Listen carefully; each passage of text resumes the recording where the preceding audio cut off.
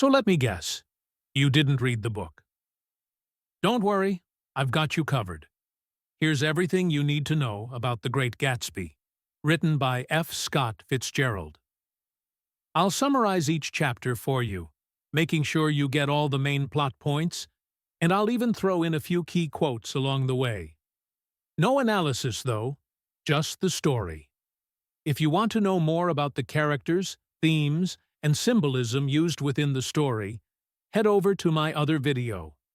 I'll post the link at the end. First, some quick context. The Great Gatsby is set in New York during the 1920s, a time known as the Roaring Twenties. The country was booming after World War I. Jazz was hot, money was flowing, and parties were wild. But underneath the glamour, people were chasing dreams that didn't always turn out the way they hoped. All right, let's get into it. Chapter 1. Nick Carraway, the narrator, moves to West Egg, Long Island in the summer of 1922. He rents a small house next to a massive mansion owned by a man named J. Gatsby, though he hasn't met him yet. Nick visits his cousin Daisy Buchanan and her husband Tom in East Egg. There he meets Jordan Baker, a friend of Daisy's and a professional golfer. The evening is awkward. Tension rises when Tom takes a call from his mistress during dinner. That night, Nick sees Gatsby for the first time, standing alone outside, reaching out toward a distant green light across the bay. Nick describes the moment, saying, "He stretched out his arms toward the dark water in a curious way, and distinguished nothing except a single green light." Chapter 2. Nick travels with Tom to the Valley of Ashes, a bleak industrial wasteland between West Egg and New York City. They stop at a rundown garage owned by George Wilson. His wife, Myrtle, is Tom's mistress.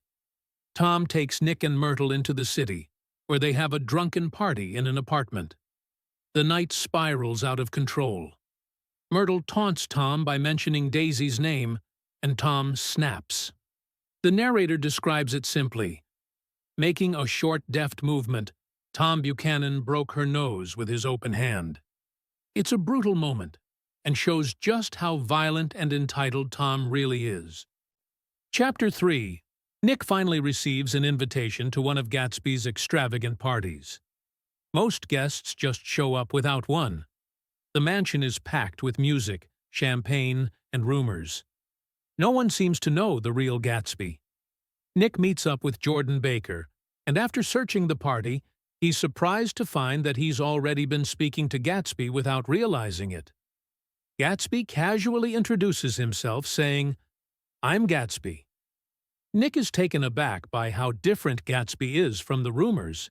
He's polite, friendly, and curious about Nick's background. Later, a drunken guest crashes his car outside the mansion, and Nick ends the night reflecting on the experience and his role in this new world. He says, "I am one of the few honest people that I have ever known." Chapter 4. One morning, Gatsby invites Nick out for lunch in New York. On the drive, Gatsby tries to impress Nick with stories about his past, claiming he's the son of wealthy people from the Midwest, an Oxford graduate, and a decorated war hero. Nick finds the details a bit too perfect to be true. Gatsby says confidently, "I'm going to tell you something about my life. I am the son of some wealthy people in the Middle West, and I was educated at Oxford." They have lunch with Gatsby's business associate, Meyer Wolfsheim, a shady character rumored to have fixed the 1919 World Series. The meeting makes Gatsby's wealth seem even more mysterious. Later, Jordan Baker tells Nick the truth. Gatsby is in love with Daisy. They were romantically involved before the war, but when Gatsby left, Daisy married Tom. Gatsby bought his mansion across the bay just to be close to her, and he wants Nick to help arrange a reunion. Chapter 5. Nick agrees to invite Daisy over for tea. Gatsby is nervous, even sending a gardener to mow Nick's lawn beforehand. When Daisy arrives, the reunion is awkward at first, but emotions soon overwhelm them both. Gatsby is overcome with joy. He later gives Daisy a tour of his mansion, showing off his wealth and belongings, including his collection of expensive shirts. Daisy begins to cry, moved by the display and by everything she's missed. Nick describes the moment. "It makes me sad because I've never seen such beautiful shirts before," Daisy sobbed. For Gatsby, the meeting is everything he hoped for.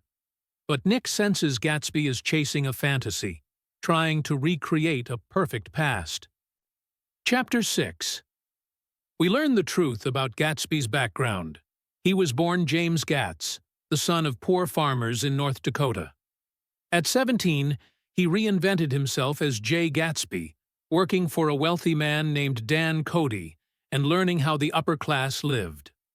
Back in the present, Tom grows more suspicious of Gatsby. He shows up at one of Gatsby's parties with Daisy, but the night doesn't go well. Daisy doesn't enjoy the atmosphere, and Gatsby is disappointed. Gatsby tells Nick that he wants everything to go back to the way it was before. He wants Daisy to leave Tom and start fresh with him. When Nick says you can't repeat the past, Gatsby insists, "Can't repeat the past?" he cried incredulously. "Why, of course you can." But things are already starting to unravel.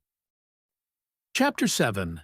Gatsby stops throwing his parties and replaces his servants to avoid gossip. He's focused entirely on Daisy now. On one of the hottest days of the summer, Nick, Gatsby, Daisy, Tom, and Jordan all gather at the Buchanan's house. Tensions rise, and they decide to go into the city to cool off. At the Plaza Hotel, Tom confronts Gatsby. He mocks Gatsby's background and accuses him of lying about his past. Gatsby tells Tom that Daisy never loved him, but Daisy hesitates. She's confused and overwhelmed. Gatsby insists, saying, "Your wife doesn't love you. She's never loved you. She loves me." But Daisy can't bring herself to fully deny her history with Tom. The confrontation leaves Gatsby shaken. On the drive back, Daisy is behind the wheel of Gatsby's car. When they pass through the Valley of Ashes, Myrtle Wilson runs into the road, mistaking the car for Tom's. Daisy hits her and keeps going. Myrtle dies instantly. Later, Gatsby tells Nick that Daisy was driving, but he plans to take the blame.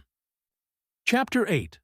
The next morning, Gatsby tells Nick the full story of his past with Daisy, their love, his time in the war, and how he's spent years building his life to win her back.